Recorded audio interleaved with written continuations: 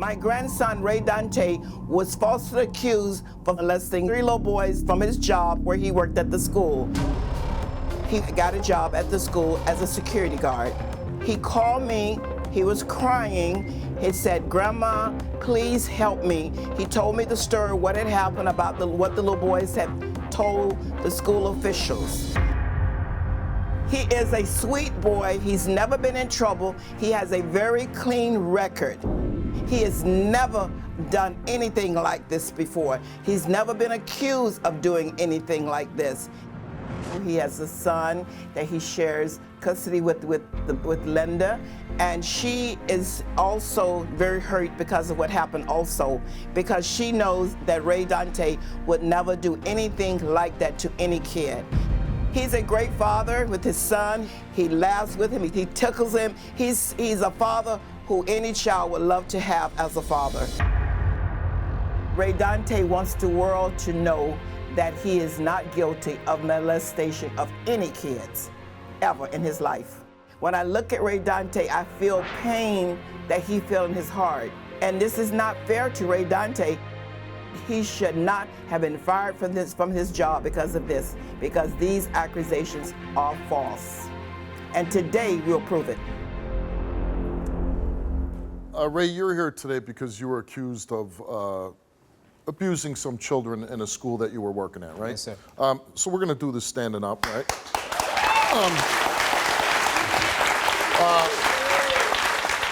Now, that was your grandmother on the clip speaking about the situation. What happened? First of all, I want to say I never child molested any kids. I've never been accused of child molesting any kids. I wasn't raised up like that. It all started, I got the job as being a security man at elementary school. And a month or so, between 3 weeks, I got called inside the office, and the school police was in the office, and the school administration was in the office. And they told me these kids had made allegations saying that you touched them in the wrong way. And I'm thinking it's girls. I'm like, are you talking about girls? And she was like, no. The police officer said that we were talking about boys. And I said, what way did I touch them? And she was like, you touched them in their buttocks. And she asked me, can she hear my side of the story? And I told her it's no side of the story because I wouldn't do anything like that. So in the police report, once I got the police report back, the kid said that I told him to get up because he was talking at lunch, which I can't tell any kid to get up because you're talking at lunch. Only time I can tell you get up is when you're using your cell phone or you just running around being a bad kid in school. So he told me, the kid told the police report, I told him to get up, and he went, I told him to get up, and I told him to go to the stage and turn around and look at the wall. And I went to the edge of the stage, and I slid my right hand up on his buttocks, and he was shocked. So he didn't say anything, so he didn't turn around, he just stayed looking at the wall. And the other kid said that I was in the hallway, and I was feeling on him in the hallway. And he just walked off, and I just walked off, and I just went back to my desk, and another kid, it's the same kid, another kid said the same thing, said that I asked him, do you like little boys? And he said that I stared at him and I just did a smile face and just walked away. Once it was brought to my attention, the school official called me in the office. They told me, we're going to reassign you into the front gate. So I'm out there just sitting out there at the gate. Then a couple of days later, I get called in the office again. The kid's parents had, they wanted to press charges. So it's my best interest and your best interest is to let you go because they wanted to press charges, but I held them back for pressing charges against you. And once she told me that, I just put my head down in very disbelief, like really believing, like, because I was a college football player. I had just came down from school. I had just found out I had a son. So I came down to school looking for a job, and I had waited 4, 5, 6 months to get this job. And once I finally got it, I get this information that I lost my job and I can't really provide for my son. I came down. So they basically forced you to quit? Yeah, basically forced me to quit. Did you ever touch any of the children inappropriately? Never touched any kids inappropriately. The most I ever did touching the kid when I grab him and I tell him to go to the stage, and that's by grabbing his arm and telling him to go to the stage and turn around. Why do you think you're being accused of this? Because they have no discipline. Oh, the children? The children has no discipline. And these are kids saying that you're doing this? Yes, sir. You said you have a young son yourself, right? Yes, 2 years old. So he's 2 years old. And this was a way to support you and your son.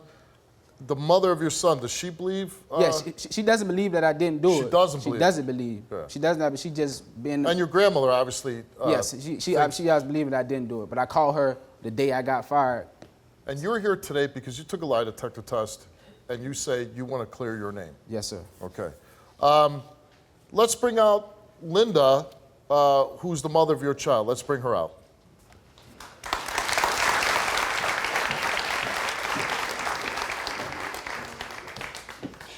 Ray, I don't think you did this. I don't think you was touching any of the little boys or anything, but these allegations are crazy. I mean, it's terrifying. I don't want to think about you being away from your son. I don't want to, like, you know, I don't ever want to picture you being in jail, being away from our son. We have a 2-year-old son together. I just want this to be clear. I deserve the truth. You deserve it. He deserves it. I understand what you're saying. I didn't do anything of this. You had my back 100% when I called you and told you that I didn't do this. You believed me. You told me that we need to get down to the information and find out the truth, and that's why we're here, to find out the truth, that I didn't do this. When you hear that he's accused of this, what was your immediate reaction? I mean, I was scared. I was terrified. Him being away from our son. Our son loves him. Because if he gets locked up for this, I mean, it could be a pretty bad thing. I mean, serious allegation. Did you think, like, there's no way, or did you think, oh, you know? No, there's no way, no way, no way. So in your heart, no there's no way that he would fondle young boys at the school. How did you find out that he was being accused? He called me and told me about it. Is he a good dad? Great dad, great dad, great dad. Our son calls, Mommy, I want to go to Daddy's house. And it's just like, I mean, I don't want to see my son grow up without his father. Right. And I always say, even in this situation, even if the allegations turn out to be false, sometimes you still have to live with the stigma of being accused, which is, you know, a lot of times not fair. He took a lie detector test. He's here. For some crazy reason, say he fails. What would you do? I wouldn't be able to answer that. I don't know what I'll do. All right. All right, your grandmother Maggie's here. Let's bring her out.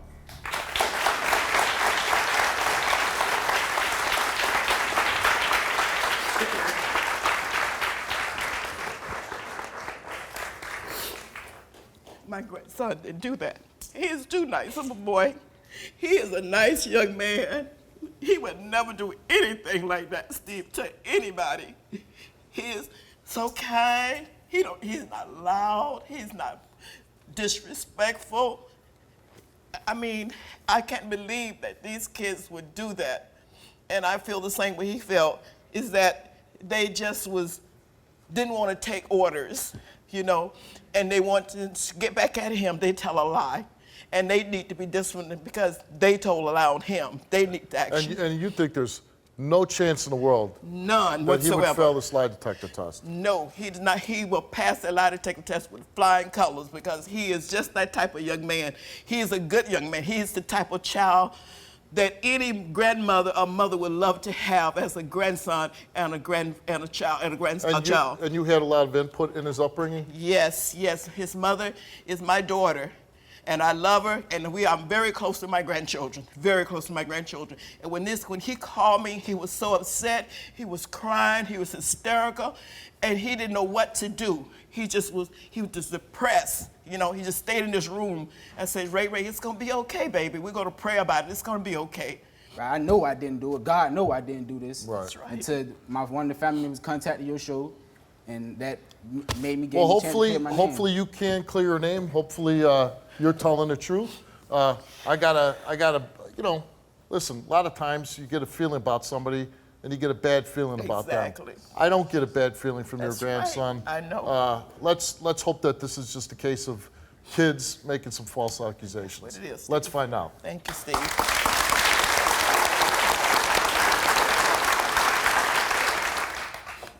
Now, if you fail, I'm gonna fall off the stage here. I'm going to fall off soon. We're all gonna fall off, right? I know he's not gonna fail. All right. I've got faith in him. You remind me of my grandmother. She felt the same way about me that Yeah. you feel about him. That's so. right. I love my grandchildren. All right, Ray, you came here because you were accused of some serious allegations at a school you were working with.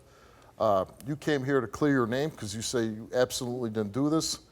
So we asked you, while working as a school security monitor, did you ever sexually touch any of the children?